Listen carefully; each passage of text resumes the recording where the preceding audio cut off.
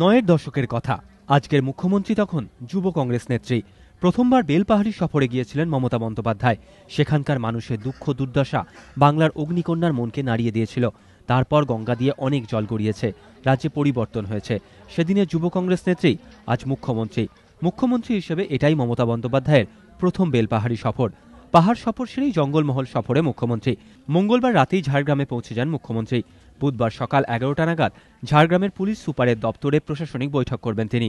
তারপর বেলা 1টা নাগাদ বেলপাহাড়িতে মুখ্যমন্ত্রীর জনসভা। জঙ্গলমহলের উন্নয়নকে ত্বরান্বিত করতে এবং মানুষের পাশে দাঁড়াতে মুখ্যমন্ত্রী হওয়ার পর বারবার জঙ্গলমহলে ছুটে গিয়েছেন মমতা বন্দ্যোপাধ্যায়।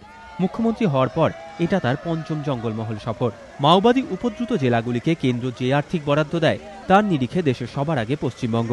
এটা মুখ্যমন্ত্রীর বারংবার জঙ্গলমহল সফরের সুফল বলেই মনে করছে রাজনৈতিক মহল। দেশজুড়ে মাওবাদীদের শহীদ দিবস পালিত হচ্ছে, তাই মুখ্যমন্ত্রীর বেলপাহাড়ি সফরকে ঘিরে নিশ্ছিদ্র নিরাপত্তার ব্যবস্থা করা হয়েছে। মুখ্যমন্ত্রীর বুধবারের জনসভায় কয়েকজন মাওবাদীর আত্মসমর্পণের সম্ভাবনাও রয়েছে বলে প্রশাসন সূত্রে খবর।